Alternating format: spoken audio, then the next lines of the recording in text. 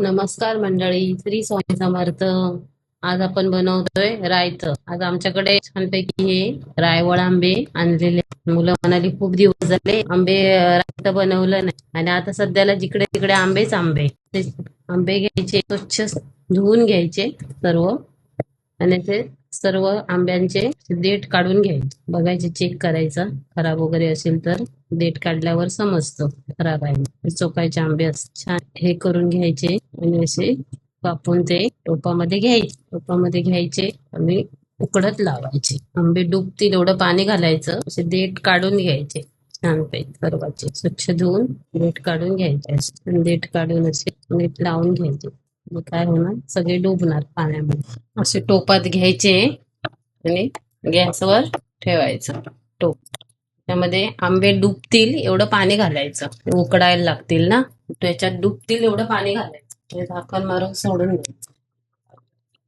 Check करायचे असे हे टाकून, सुरी टाकून की हे शिजलंय. असं छान असे शिजवून घ्यायचे. गॅस बंद करायचा आणि थंड व्हायला ठेवून द्यायचे. बऱ्यापैकी हे थंड झालेले आहे. सालं काढायची त्याची, सर्व सालं काढून घ्यायची आणि हे अधिक हे घ्यायचे.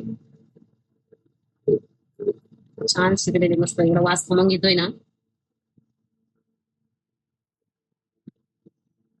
सुंदर वास येतोय.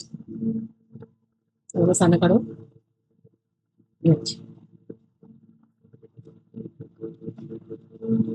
आंब्याचा सीझन असला आणि रायतं नाही खाल्लं तर मे महिना आल्यासारखं वाटत नाही. रायतं हे खूप, आणि रायतं बनवायला हे असे रायवळच आंब्याचं रायतं चांगलं होतं. मी म्हणाल की हापूस आंब्याचा करूया, तो नाही एवढा खास होत. त्याला रायवळच आंबा लागतो. रायवळ आंब्याचाच रायता छान होतं. सगळे हे असे सालं काढून घ्यायची आणि त्या देहाने चमच्याने थोडं थोडं थोडं याच्यातलं गर निघतं, तो काढून घ्यायचा. असं काढून घ्यायचं.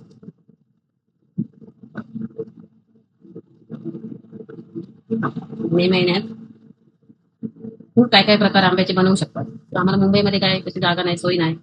आंब्याचा चटा घालतात गावी. पण काय करतात, गावी असणाऱ्यांना करायला वेळ नसतो, मुंबईच्यांना वेळ असतो, कुठं घालायला जागा नाही. म्हटलं सुकवायचे पदार्थ नाही करू शकत, हे तर करू शकतो ना, म्हणून आपण करायचं हे. मुलांना जोपर्यंत आपल्याला जमते तोपर्यंत मुलांना दाखवायचे पदार्थ. हे सगळे पदार्थ आता कोणाला आवडत नाही. कढई ठेवली, हे असे घ्यायचे आंबे, जरा पोळून घ्यायचे आणि कढईमध्ये थोडं तूप नाही तर तेल टाकलं तरी चालेल. मी आपलं तूपच टाकलं. जरा तूप टाकलं की चांगलं आहे. मग जरा चांगलं तूप गरम व्हायला द्यायचं.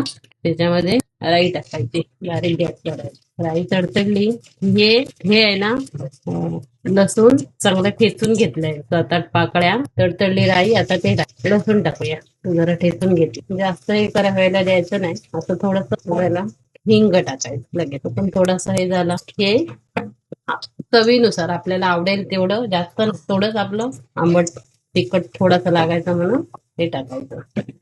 आणि हे लास्टला तयार केलेलं आंबा, पिकलेला रायवळ आंबा.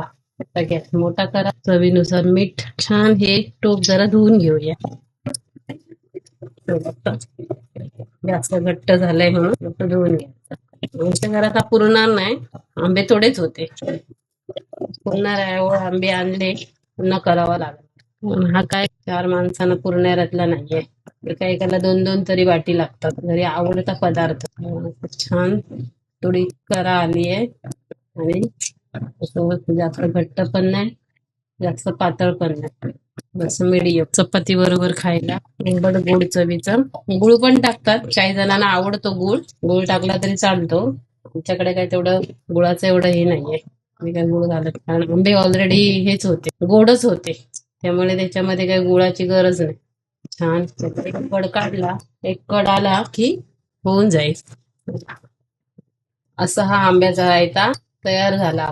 तर छान एकदम चपाती बरोबर किंवा भातावर खायला.